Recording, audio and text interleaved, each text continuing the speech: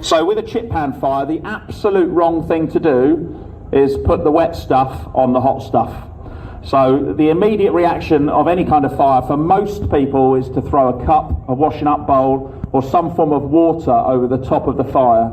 What we're going to show you today is with an oil fire or a fuel fire, that is absolutely the wrong thing to do. I'm not going to get too sciencey because it'll bore you to tears, but essentially what happens is the water goes into the pan. Because of the temperatures involved, the water immediately expands, boils, and forces the oil, or it should, force the oil out of the pan, and you end up with a fireball in the kitchen. The thing to remember today is that this chip pan demonstrator is safely outside in fresh air with 3 sides of it open.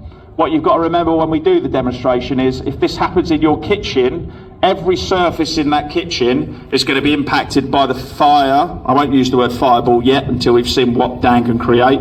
But every surface in your kitchen could potentially be impacted by that fire, and you've gone from what is quite a small, simple pan of oil on fire, or pan of food, or a grill, to a fully involved kitchen fire, and that's where you don't want to be. So the key here is don't throw water on a chip pan fire or a fat fire, easy for you to say, or a grill pan fire. Like I say, the key is to get us out. It's what we get paid for. It's what we do, and we'll make sure that the incident's resolved safely. Dan, how are we doing? 5 minutes? Yeah, I'll give you 3. So what we're going to do is we're going to set it off. We're going to show you what not to do. Dan's going to demonstrate the effect of putting water on a chip pan fire, and then we'll get the crew in from Pevensey, essentially to do a short demonstration about what they would do to rescue a casualty. So nearly all of our crew, once they get through their training competencies, as probably most of you know, they get trained in wearing something called breathing apparatus. So if we go into a property and it's full of smoke, fire, an irrespirable atmosphere as we call it, they have to carry their air on their backs. We're just going to have a little test apparently. No, we're not. Oh yes, yeah. Are you ready to do it now? All right, yeah, so what Dan's going to do now is, you can see in his hand, he's got a long pole and a cup, obviously, because Dan, even in his equipment, in his protective equipment, Dan doesn't want to get too close to the fire. So that's essentially what he's going to pour on the fire. You see at the end of that pole, there's a very, very small cup. Now, I'm not lying to you, that isn't petrol, we're not making it fake, that is just water in that cup. And all Dan is going to do is pour this amount of water onto the fire. What a beautiful demonstration. Round of applause, no, for that? Excellent, well done, Dan. That may be as good as it gets, let's not count our chickens. But that's how much water Dan will pour on this fire. So you can imagine the kind of impact this would have if you threw a washing up bowl over it, or a significant amount of water. That's all it takes to set this reaction off. Yeah, so what's going to happen is we'll set the fire off. Then the fire engine will come, the fire appliance will come in with the crew, and they'll basically do a simulated response in breathing apparatus and rescue the casualty. So we're ready to go. So you can see the smoke coming out. Like I say, bear in mind that this unit is open on 3 sides, and you can see where the heat and the smoke or gases are already escaping. This wouldn't be happening in your kitchen. This is where your kitchen would be filling with smoke and filling with gases, which would make it unlivable and irrespirable, as we call it, which is why we need to go in with breathing apparatus to rescue any casualties or put the fire out. So what Dan's going to do, Dan's going to put that small amount of water on it, just to show, so everyone can see. We got the photographer. You ready, Dan? Right, countdown, no pressure. 3, 2, 1. That was all right, wasn't it? So you can see the process I was talking about. So the water goes in the pan. Oh, shut up then.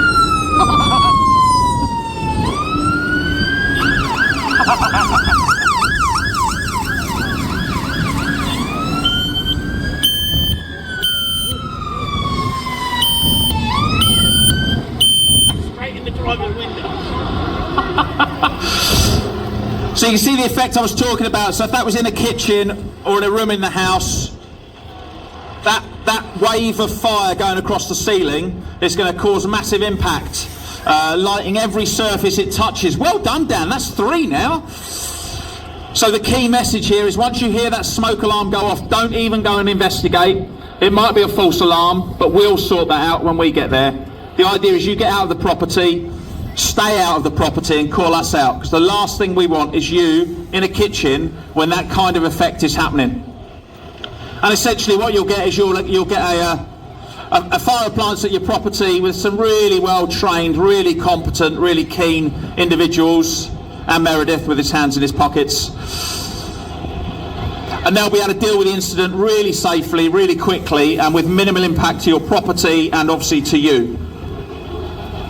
So because of the conditions inside the property, like I say, with that smoke and fire, we have to wear specially designed personal protective equipment. That includes the tunics and the trousers and the helmets that you can see the crews wearing. They are fire resistant, they are not fireproof. So even those clothes have been known to melt when firefighters have been inside severe fires. So we're not invulnerable, but we are very well trained, which is the difference. And that enables us to do the right thing and act safely in the event of a fire. We do have to take our own air with us when we go into properties that are full of smoke. Obviously we can't breathe in what is effectively all those poisonous gases. So as you can see, I think it's Ben today. I can't see. Oh yeah, here's Ben, isn't it? Ben, give us a wave. So Ben's the firefighter wearing what we call breathing apparatus. So that blue cylinder on the back of his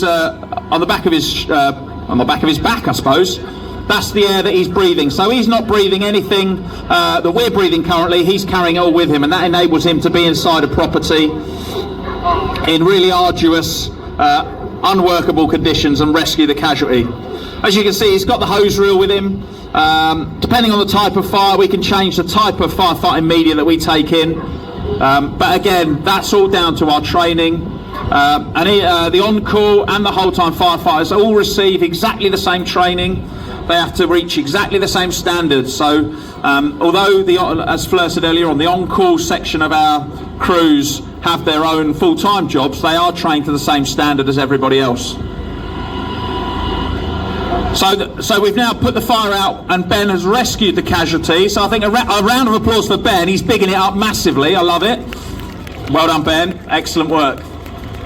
So that was yeah. So you can see Watch Manager Lois Dukes, the one with the white helmet. Lois, give us a wave. Lois is in charge of the Pevensey crew today. She's stood next to what we call an entry control board, and that's an electronic monitoring device that when our firefighters go into a property wearing breathing apparatus, we can remotely tell some really important information like how much air they've got, what rate they're breathing at, are they moving, are they in distress, all those sorts of things. And that's important for us to monitor their safety, because once they go into that building or room, we can't see them anymore. They are our eyes and ears on the outside, and we need to know that whatever they're doing, they are safe, essentially, and we haven't got any issues around having to go in and rescue them. So that's what that piece of equipment is there. We've also got firefighter Ashley Wigman wearing a very fetching high-vis tabard. Ash, give us a wave. There he is. Everyone say hello, Ash. Ash is one of our newer on-call firefighters. He's actually from Hailsham fire station. And that kind of makes the point that although the fire stations have got their own crews, we very, very often mix crews, either at the stations themselves or obviously if we go to incidents needing multiple fire appliances, everyone's trained to work together, everyone gets on, everyone works with the same procedures, so we sort of blend as a team. And what you'll see during the day today with some of the other demonstrations is not only with just the fire service but also with the police, ambulance, Coast Guard, RNLI, all the other agencies. Very much it's a team approach, so when we go to incidents we all work alongside each other to obviously achieve the best for the individuals involved. Well done, Lois. So that's it. The fire appliance and the crews on the fire appliance have done their job. Kitchen fire's out. Everyone's safe. Nobody's hurt. Thankfully, we've seen some fire, which is a great start to the day. We'd obviously follow up any incident with suitable fire investigations, to work out causes, insurance claims, those sorts of things. So it doesn't just stop with throwing water on the fire or putting the fires out and rescuing the people. The work that goes on behind the scenes, like Fleur said, with business safety, with community safety, it's an ongoing process for us. So it's not just about jumping on the trucks and responding to incidents. There's a massive support system that goes on before that and after that within the fire service. And again, it's that real team ethos of everyone working together to achieve the best for you, essentially, our community and the people that we serve. So the fire engine's going to make their way out of the arena now. So if we can ensure that the gaps are created for them to get out. Before, as they leave, a round of applause for the Pevensey crew on the fire appliance.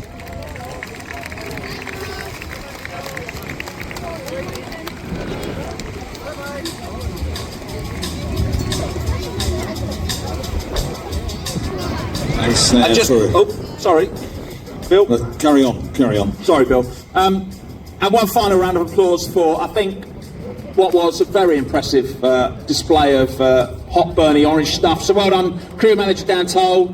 Take a bow, son. If you've got any questions, any worries, any concerns, please do come and speak to us. We're here all day. We're here all day tomorrow. We'd love to see you. It's really is